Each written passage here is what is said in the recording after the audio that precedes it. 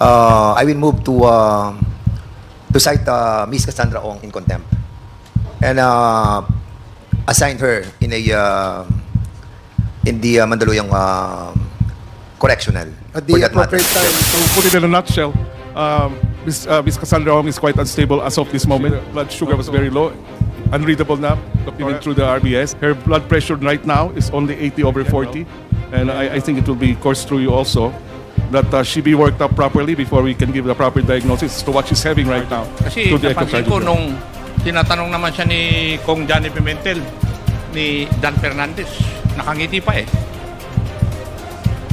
Di ba? Eh, kitang-kita ko naman nandyan siya eh.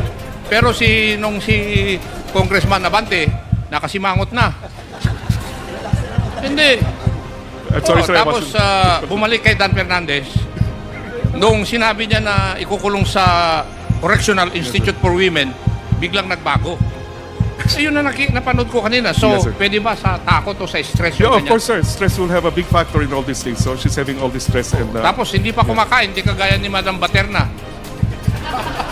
Eh, kaya tingnan nyo si Madam Baterna kasi nakalabas. Okay na, mataba na. Pero itong isa kanina, haggard na haggard eh. Di ba? Mr. Chair, I was told by Congressman Dan Fernandez that Chairman H invited Miss Baterna for dinner. Eh, matagal ko nang alam yun. Mr. Chair, Mr. Chair. kidding aside, Mr. Chair. Yes, Congressman Abante, and then Congresswoman Jinky Luistro, and then Congresswoman Garin. I just would like to make a statement. Enzorecto, kalaban ang katiwalian at kasinungalingan, kakampi sa katotohanan at kabutihan. If ever that she will not take her oath on that sign waiver before a notary public, I will move to cite Miss Cassandra Ong in contempt and assign her in the Mandaluyong correctional. At for the that matter, appropriate Mr. time, Chairman. Congressman Fernandez, at Yes, the appropriate time, Mr. Chair. we will decide on that after we exhaust all possible way to get information from Miss Cassandra Ong. And if she does not cooperate and we feel that she has committed a contemptible act, then the committee will, if they so desire, will cite her for contempt. So, but before that, we continue with our interpellation, and the next to interpellate is Congressman Zia, and then Congressman Acop, and then Congressman Paduano, and then Congresswoman Swansing. Congressman Zia, you're recognized. Thank you, Mr. Chair. Assalamu alaikum. Mr. Chair, I'd like to direct my question to Ms. Cassandra Ong. Is she available? Nasa CR? 1 minute Why suspension. is the toilet break so long, Mr. Chair? This will agitate the Honorable Adjong. 1 minute suspension.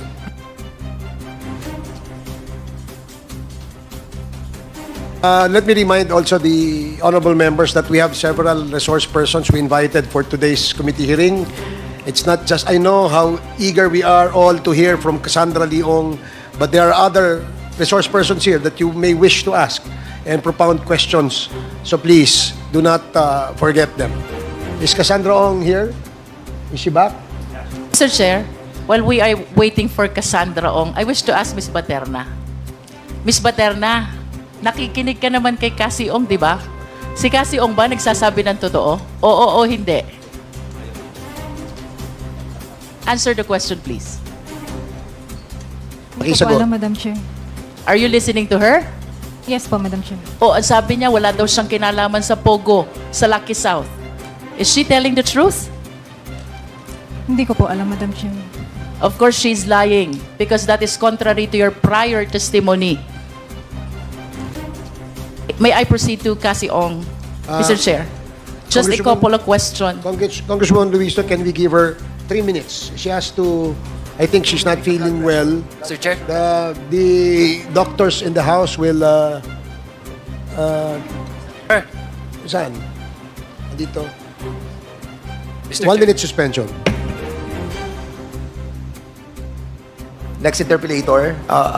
Can we ask the in-house medical doctors to update us with regard to Cassie's, Miss Cassandra Ong's condition? Can you identify yourself, Doc? I'm Dr. Rafi Valencia from the Medical and Dental Service of the House of Representatives. Now, as of now, sir, mababa, sir, yung blood sugar. So that's the cause of the dizziness and the weakness. The BP, the vital signs are stable. What is the blood sugar level? Actually, sir, hindi nga binabasa na ng machine, which means that it's too low. Oh.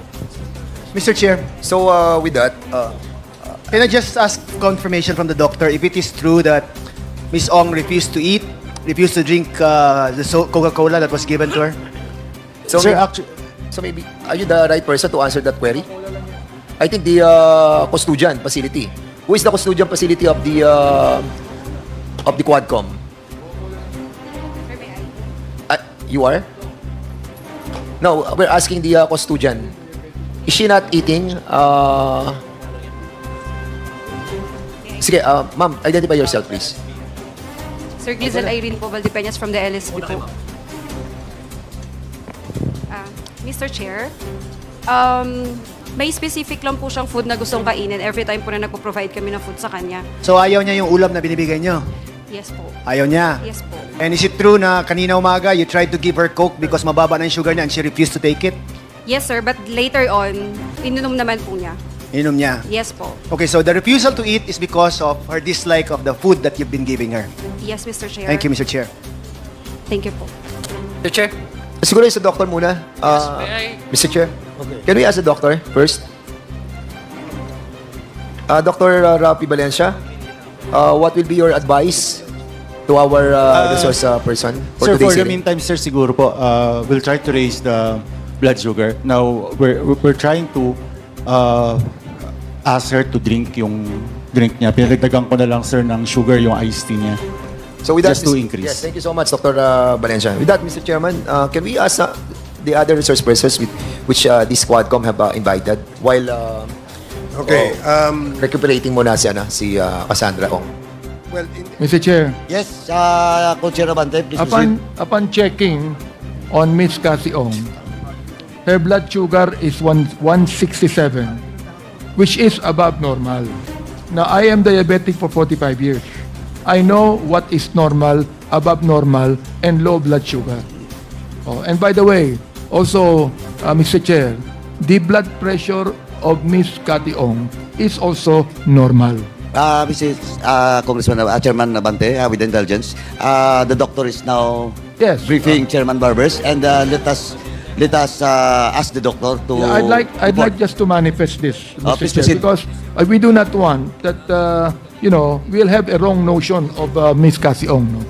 Anyway, I'd like to continue my question. Your manifestation in regards to the medical citation of Ms. Cassandra Ong is duly noted. Please proceed. Mr. Chair, I was Okay. slated to ask questions to Ms. Ong prior to the episode that we just seen. I believe she had a medical condition which requires direct medical attention. Mr. Chair, we have here the head of our medical director of the House of Representatives who personally assessed and examined Ms. Ong. I would like to ask our doctor here, resident physician, what is now the status of Ms. Ong? What's the condition, really? Good evening, Mr. Chair. Good evening, everybody. Well, to put it in a nutshell, Ms. Cassandra Ong is quite unstable as of this moment. No, so definitely, as I saw earlier, that her blood sugar was very low, unreadable now, Doctora, even through the RBS, and then now it was after giving her some carbohydrates, it was raised to 169. Her blood pressure right now is only 80/40. And of course, as a good doctor will also know, we cannot take this one in separate blood sugar and blood pressure. So it's all intertwined. So that's why I can say that she's quite unstable now. One thing can affect the other thing. So that's it. In fact, if I may say, this morning when we checked her blood pressure is only 70/40. 70/40, and we did some things, So, but right now, just to let you know, right now we recommended to the Secretary General, and I think it will be coursed through you also, that she be worked up properly before we can give the proper diagnosis to what she's having right now, because we actually don't know if it's because of heart failure or something like that, or something Chair. like that. Sir. So, Mr. Chair, may I- Mr. Chair, since this morning before since the this morning- hearing, yes, sir. her blood pressure is 70/40. Yes, that's the lowest that she had since 9 days ago. Mr. So Chair, usually she has 70/50, 80/50, 90/60. So, But Mr. for Sir- 1 week, for almost 1 week, she's been like that, sir. So Sir we Chair- were trying to see if she can still attend, and actually we did not propose anything before today. But 70/40 is really quite alarming even for us. So we gave a recommendation, but I don't know if that will be sufficient enough to merit her workup. so Mr. Yes, sir. Chair, sa makatwid Mr. Chair, this blood sugar po niya, Yes.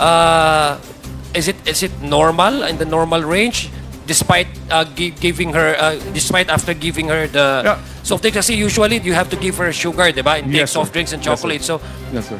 is this already normal range? Yes, sir. This is already in normal range, but of course, just because we gave her the carbohydrates right now, Not the blood pressure. the blood Not the blood pressure is pressure. not stable even right now. It's 80/40, sir. So, Mr. Chair, I'd just like to ask, you're familiar with the proceedings, Doc, no? Mr. Yes, Chair. So, what is your suggestion, your based on your Yes. expertise and, Yes, sir. and then based on the examination you just conducted on her, Yes. can she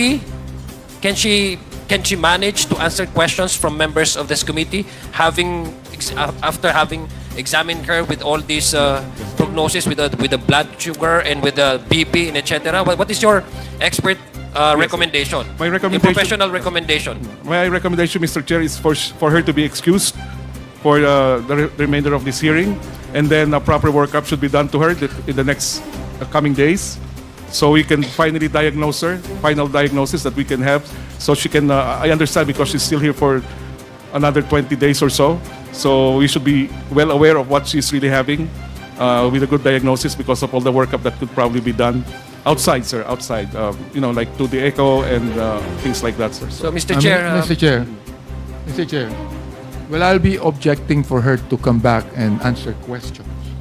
Perhaps my recommendation would be that you put an IV to her, di ba? If necessary. Yes, sir. And then secondly, I think she must be brought to the hospital. To the hospital, Yes, po. di ba? Yes, po. so Mr. For Chair, proper workup, sir, so we can. Okay, please yes, continue, Kong yes, Zia. the last. I think after hearing the diagnosis of our doctor here, resident physician, for humanitarian reason, Mr. Chair, I believe that we have to excuse Ms. Cassie Ong from this proceeding and allow our doctors to conduct a thorough examination on her because basically she's under our custody. And we have to make sure that she will be healthy the next meeting or the next committee hearing that we require her attendance so that she can also be sane and healthy in answering, capable of answering all our questions. So, Mr. Chair, I would reserve, Mr. Chair, my questions in the next committee hearing, and I hope Ms. Cassie Ong will be good, will be in good shape. But we have to, Mr. Chair, also, we have to remind also our doctors that earlier I heard that Ms. Cassie Ong refused to eat yung food that we offered her, parang ayaw niyang kainin. So we have to make sure also that she'll be given the proper diet at saka wag siyang mag-refuse. At this point in time, she has no right to refuse whatever food that we give her or lalo na pag sa hospital kasi this will definitely affect her entire health po niya. Ayaw naman natin pag next time bigla may episode na naman. So madidelay itong committee hearing natin, Mr. Chair. So, having said that, I thank the committee chairman for allowing me to ask our doctor and really report to this committee what really is the condition now of Ms. Ong. Thank you very much. Thank you, Kong Zia. Mr. Mr. Chair. Chairman, Mr. Chair. Congressman Fernandez and then Congressman Yeah, Abante. I just wanted to be clarified, Doctor, no? Kasi nakita ko to kanina na ang kanyang blood pressure was 90/50. And then a while ago when she testified, kasi 1207 pa to eh. So now, ano yung naging blood pressure niya prior to this 80/40, sir. Ha? 80/40, Mr. 80 Chair. Yes. over 40. And what that indicates? Hypotension po. Hypotension. And her It's, blood sugar, kanina mababa, it jumped to 167 Yes, sir. That's a normal consequence because of giving the her. iced tea. Yes, sir. But it is temporary. I would presume, sir, it will be temporary. Will you recommend having her in a hospital instead of being here? Yes, sir.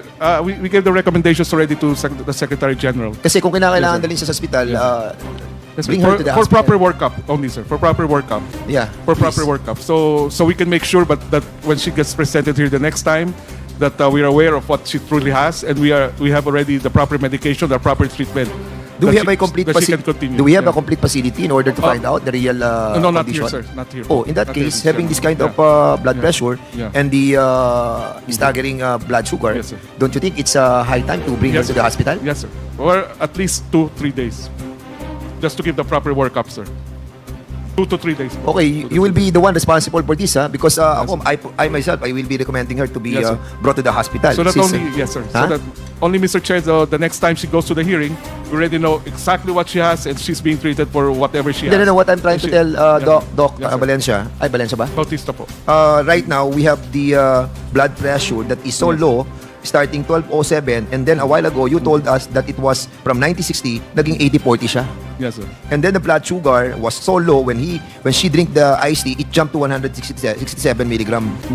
So Yes, don't you think it's proper to bring Yes, her sir. to the hospital now? If Mr. Chair. if the committee will approve of that, then there's no reason for us to delay further.